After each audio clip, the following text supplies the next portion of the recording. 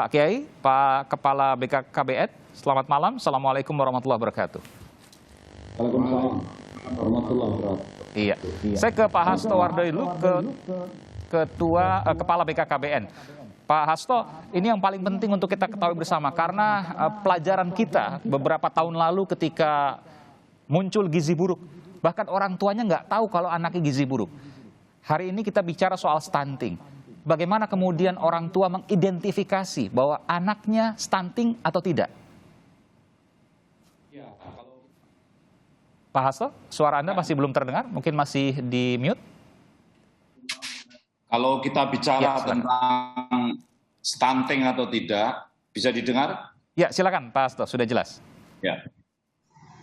Sebetulnya bisa dikenali sejak awal ya, bahkan pada saat bayi itu lahir, itu bisa diidentifikasi, karena kalau panjang badan bayi pada saat lahir kurang dari 48 cm, atau berat badannya kurang dari 2,5 kilo, sebetulnya ini sudah warning ya. Jadi ini sudah peringatan dini bahwa kita hati-hati karena ini bisa masuk dalam kondisi stunting, di mana gagal tumbuh karena dua sebab. Satu, karena suboptimal health, mungkin dia sakit-sakitan berulang. Yang kedua, bisa karena suboptimal nutritional. Nah ini saya kira yang perlu mendapatkan perhatian orang tua. Jadi pada saat lahir di bawah 48 cm panjangnya dan beratnya di bawah 2,5 kg. Itu harus waspada, meskipun belum tentu ya Pak Hasto ya? Ya, belum tentu, tetapi itu waspada. Juga bayi-bayi yang lahir kurang bulan, artinya prematur atau preterm. Lalu tahap kedua, kapan harus diperiksa lagi? Pada usia berapa? Ya, sebetulnya bayi harus selalu ditimbang setiap bulan ya. Karena kan kalau 2 atau 3 kali timbangannya sudah tidak naik, ini sebagai suatu indikasi dini bahwa kemungkinan kalau 2-3 bulan tidak naik berat badannya, bulan berikutnya bisa tidak naik panjangnya. Maka sebetulnya pemeriksaan rutin penting. Oh, ini yang menjadi concern, ini jadi kepedulian bahwa pemeriksaan rutin, ada posyandu misalnya, atau ada puskesmas, atau mungkin di kota-kota besar, di RSUD, rumah sakit dan lain sebagainya, itu menjadi sebuah hal kewajiban, karena dengan pemeriksaan itu bisa diketahui tumbuh kembang anak, apakah stunting ataukah tidak. Betul. Jadi bahkan bisa dikenali lebih awal, karena tadi dengan berat badan yang tidak naik-naik. Kayak tadi sebetulnya informasi ada 2 juta balita, itu sebetulnya 2 juta balita di dalam berita itu, informasi itu bahwa itu terancam wasting, belum stunting ya. Wasting itu masih kurus saja. Nah, kemudian kalau itu kita biarkan bisa masuk dalam kondisi stunting begitu. Oke, lalu apa yang menjadi tindakan selanjutnya? Misalnya begini, dia ke puskesmas, dia ke RSUD, tapi kebetulan yang bersangkutan ini orang tidak mampu, sehingga dari sisi gizi juga tentu keberatan atau sulit untuk memenuhi secara seimbang, normal, cukup. Apa yang dilakukan pemerintah soal ini? Ya, sebetulnya Pak Aiman ya, yang paling penting itu bukan kurasi, tetapi yang paling penting adalah prevensi. Coba bisa dibayangkan ya, setiap tahun itu kan yang nikah ada 2 juta, kurang lebih. Dari yang nikah 2 juta, kurang lebih 1,6 juta itu hamil di tahun pertama. Dan kalau itu kita tidak kawal betul kondisinya, yang hamil 1,6 juta itu dari yang nikah baru itu saja. Kalau 27% yang stunting, sudah bisa 400.000 yang stunting. Luar biasa. Jadi sebetulnya strateginya pencegahan yang akan lahir. Kita tahu setiap tahun mendekati 5 juta ibu hamil di Indonesia, dan kurang lebih 4,8 juta itu melahirkan. Inilah yang harus kita kawal betul. Harus betul-betul kita kawal supaya tidak stunting. Nah, setelah lahir, kalau ada indikasi stunting, ingat 6 bulan pertama ASI eksklusif itu penting sekali. Dan ini boleh saya katakan seharusnya wajib itu ya? Iya, dan ini penting. Kecuali ada masalah mungkin. Betul. Nanti Pak Kiai, Pak Marsudi saya kira akan memberi penjelasan pentingnya ASI. Kemudian jarak melahirkan itu penting, Pak Aiman ya. Jadi jarak antara melahirkan sekarang dengan yang akan datang, hamil sekarang dengan yang minimal berapa tahun, Pak Hasto? Minimal berapa tahun jarak kelahiran antara anak pertama dengan anak kedua, atau anak kedua dan ketiga dan seterusnya? Ya, 3 tahun. Jadi 3 tahun itu mestinya kita atur ya. Kemudian jarak menyusui kan harus 24 bulan, dicukupkan sampai 24 bulan. Ya. Iya, oke. Saya ke Pak Kiai Marsudi Syuhud, Ketua PBNU. Ini penting sekali. Jadi sesungguhnya kalau kita bicara soal pandemi, ekonomi turun, kalau bicara soal ASI seharusnya tidak terlalu berpengaruh. Betul demikian, Pak Marsudi? Ya, memang kalau stunting itu adalah sebuah problem bersama yang harus dipikirkan oleh pemerintah, oleh rakyat bangsa Indonesia sendiri, dan termasuk pimpinan-pimpinan organisasi manapun termasuk Nahdlatul Ulama. Alhamdulillah Nahdlatul Ulama ini ngurusi stunting ini ya. Kita sampai punya petanya itu. NU ngurusin stunting juga, Pak Marsudi? Ya, bukan. PBNU ngurusi ini lewat lembaga kemaslahatan Nahdlatul Ulama. Kita sampai punya petanya daerah mana. Tapi saya nggak akan sebutkan di sini daerahnya. Yang penting kita PBNU tahu petanya daerah mana yang kebetulan stuntingnya itu tinggi. Nah, karena atas dasar ini keprihatinan bersama termasuk PBNU yang menangani stunting ini. Karena pada dasarnya baik pemerintah atau bangsa atau rakyat atau pimpinan bangsa ini semuanya itu kena hitop oleh Al-Quran itu sendiri kalau kita umat Islam. Itu dengan doktrinnya wal yaksal ladzina law taraku min khalfihim dzurriyyatan dhi'afa khafu 'alaihim falyattaqullaha wal yaqulu qaulan sadida. Kita harus takut. Ketika kita harus takut, itu artinya kita harus prepare dari sedini mungkin. Ketika law taraku min khalfihim dzurriyyatan dhi'afa, ketika kita meninggalkan anak cucu yang yang lemah, yang karena lemahnya itu bisa karena stunting, atau lemahnya karena bisa karena gizi, atau yang lemahnya bisa karena ilmu, kekurangan macam-macam, ada pendidikan, ada apa semuanya. Lah yang demikian kena hitop semua, baik pemerintahnya, pemimpinnya, atau kita sebagai NU. Jadi saya garis bawahi Pak Kiai. Alhamdulillah nangani ini kita bersama-sama dengan Kementerian Kesehatan dan BKKBN, juga alhamdulillah dengan World Bank itu bersama-sama dengan kita. Jadi saya garis bawahi kita harus takut meninggalkan generasi yang lemah. Yang lemah. Karenanya sebabnya macam-macam termasuk di dalamnya adalah karena stunting. Dan itu menjadi tanggung jawab kita. Menjadi tanggung jawab kita. Karena kalau kita, apabila kita itu mendiamkan sampai kita mati, nggak care, kita sampai mati nggak care terhadap itu, laumatu wataroku min kholfi abna sihoron bihafa khofu alaihim azulem wadbiya. Kalau kita sampai mati nggak pernah mikirkan yang semacam itu, dan kita meninggalkan anak-anak yang stunting atau yang bihafa, yang lemah karena macam-macam itu perintah Allahnya itu segera mendekat kepada Allah dan segera untuk melakukan itu. Segera untuk melakukan. Karena perintahnya jelas begini, departemen yang ada di PBNU alhamdulillah sekarang punya data daerah mana yang stuntingnya tinggi. Nah, dengan demikian mari kita bersama-sama dari mulai menjaga ibu. ASINya ketika baru melahirkan, itu ya haulaini 2 tahun itu, kalau ajaran agama kan begitu itu. Haulaini 2 tahun menyusuinya, itu dilengkepin aja. Selain agama memang mengajarkan itu, mengajarkan itu, dan itu penting untuk bayi itu. Tinggal ibunya dikasih nutrisi yang bagus, anaknya akan sehat. Dan itu permasalahannya. Saya ingin tanya nanti ke Pak Kiai, termasuk juga ke Pak Kepala BKKBN. Pertumbuhan ekonomi turun. Pandemi ini menjadi tantangan buat kita sehingga ibu, orang tua, bahkan anak, mungkin biaya untuk belanjanya juga turun. Bagaimana pemerintah melihat ini terkait dengan gizi dan kita tidak meninggalkan generasi yang lemah? Sesaat lagi kita akan kembali di Sapa Indonesia Malam bersama Kepala BKKBN Hasto Wardoyo dan Ketua Pengurus Besar Nahdlatul Ulama Marsudi Syuhud. Sesaat lagi saudara, tetaplah bersama kami. Saya ke Kepala BKKBN Pak Hasto. Pak Hasto, tentu menjadi tantangan bagi kita semua, tidak hanya pemerintah, karena saat ini ekonomi tentu berbeda dengan sebelum pandemi. pertumbuhan ekonomi rendah, lalu kemudian meskipun sudah mulai bouncing ya, mulai naik, tapi kita terus berharap bahwa ini akan naik terus. Tapi pendapatan juga harus kita akui juga tertekan. Sementara kebutuhan akan gizi untuk menghindari stunting, gizi buruk dan lain sebagainya tetap. Bagaimana kemudian tantangan ini dijawab oleh pemerintah? Ya, terima kasih. Jadi pemerintah saya kira di masa pandemi kemudian adanya daya beli yang menurun sudah merespon dengan sangat cepat karena bantuan-bantuan yang diberikan melalui PKH maupun sumbangan-sumbangan yang lain itu ditingkatkan. Ini satu hal yang sifatnya general ya.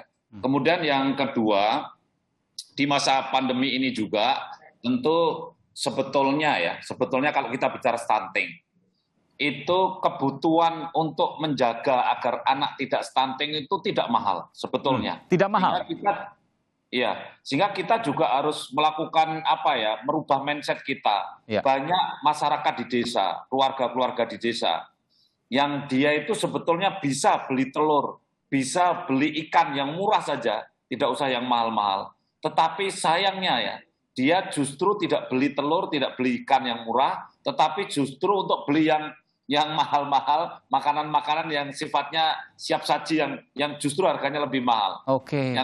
Ini satu masalah itu. Bahkan kritik saya, Pak Mas Aiman ya, saya selalu sampaikan berkali-kali, pre-wedding itu mau nikah itu aja menghabiskan biaya yang besar, tapi tidak pernah memikirkan prekonsepsi. Bagaimana seorang calon manten perempuan ini harus sehat gitu, sederhana aja, periksa HB, kemudian tinggi badan, berat badan, tidak dilakukan. Ya, sementara yang mahal dilakukan tapi tidak penting. Jadi sebetulnya ruang fiskal kemampuan rakyat sebetulnya ada, begitu. Oke, iya. Jadi tadi sebutkan misalnya pre-weddingnya mahal, tapi sebenarnya untuk persiapan kelahiran misalnya pemeriksaan lab, virus dan lain sebagainya untuk kesehatan anak itu malah tidak dilakukan, begitu ya? Iya, betul. Akhirnya anaknya mungkin nanti bermasalah dan lain sebagainya, mungkin juga stunting, bahkan mungkin ada hal-hal yang berisiko lebih berat yang lain. Ya, dan yang diperiksa sebetulnya belum harus anaknya. Ketika orang mau nikah, betul, yang diperiksa adalah perempuan yang mau dinikahkan itu. Itu yang paling penting. Ya, 3 bulan sebelumnya ini nanti mohon izin Pak Kiai Marsudi untuk kita mohon dukungan untuk 3 bulan sebelum nikah itu dari Kementerian Agama ada konseling, BKKBN juga konseling, tapi juga kami akan menganjurkan untuk periksa HB, kemudian periksa berat badan, lingkar lengan atas, begitu. Nanti kalau seandainya dia kurang memenuhi syarat, kami akan memberikan materi secara virtual untuk mereka. Biar pada saat hamil tidak melahirkan anak yang stunting. Gitu. Periksa HB ini untuk apa? Hemoglobin ini kan zat anemia. Anemia. Oke. Kurang darah atau tidak begitu ya? Iya, remaja-remaja kita ada sekitar 36% remaja putri yang anemia. Karena remaja putri itu setiap bulan menstruasi 200 cc. Maka dia harus tertib minum tambah darah. Efeknya kalau anemia, kurang darah apa terhadap anak, Pak? Kalau dia hamil anemia. Jadi kalau remaja putri kan yang anemia 36%. Ya. Setelah hamil ternyata menjadi 48% yang anemia. Nah ini anaknya ya stunting, bisa menjadi stunting. Ya, bayi yang kandungnya maksudnya. Oke, iya. Jadi kemungkinan stunting bagi ibu yang anemia, kekurangan darah, itu sangat tinggi. Sangat tinggi. Ini penting sekali kan di Indonesia banyak sekali anemia. Maka kami bekerja sama dengan Pak Kiai dan juga Kementerian Agama untuk bersama-sama menyiapkan yang baru mau nikah. Begitu, Mas Aiman. Saya tertarik tadi dengan Pak Kiai Marsudi yang kemudian mengatakan bahwa ada di NU itu ya lembaga khusus untuk menangani pernikahan, lalu kemudian juga stunting, termasuk juga soal pengetahuan ini ya. Mungkin pemerintah punya keterbatasan, sementara NU kan punya tangan-tangan banyak di daerah, hingga sampai ke pelosok pedesaan. Ya betul, itu namanya LKKNU. Sesungguhnya dulu ada program yang baik, yang bisa kita tiru, bisa kita sekarang adakan lagi. Itu namanya Posyandu. Posyandu zaman dulu, zaman pemerintahan Soeharto. Jadi tidak semuanya jelek. Ya. Itu dulu bisa terkontrol. Orang pada datang, pada bawa anaknya ke situ, ya ditimbang, ya diurus. Kayak perkumpulan itu. Ya. Perkumpulan bahkan ada lagunya waktu diskusi, itu. Ya, dan ada diskusinya di situ, sharing idea antara tetangga lain, satu sama lain. Ya, inilah yang kemudian di Muslimat NU dan kalau di NU-nya itu namanya LKKNU. LKKNU itu Lembaga Kemaslahatan Keluarga Nahdlatul Ulama, itu yang ngurusi. Sehingga ketika majelis taklim pun kumpul-kumpul ibu itu pengajian itu bisa diskusi tentang ini. Itu yang mempercepat alhamdulillah untuk bagaimana mengatasi problem stunting ini, dan itu berjalan dengan baik walaupun belum bisa cover semuanya gitu. Yeah. Apa yang dilakukan oleh Lembaga Kemaslahatan NU tadi di berbagai daerah termasuk pelosok desa, Pak Kiai, terutama terkait pengetahuan ini, karena ini soal pengetahuan. Pertama bikin trainer dulu, memberi pengetahuan dulu ke beberapa orang yang kemudian kita turunkan lagi di daerah-daerah, membuat satu pandangan dulu, pengertian tentang stunting itu dulu.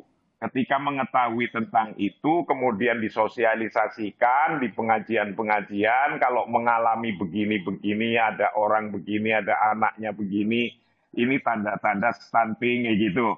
Jadi memberi pengetahuan kepada masyarakat dulu. Baru nanti ada yang ngadu itu, ini anak saya kenapa ya kayak gini nih, ini kayak gini nih. Nah itu baru treatment di situ, gitu. Memang unik, nggak bisa langsung ketahuan, ini si A, si B gitu kan.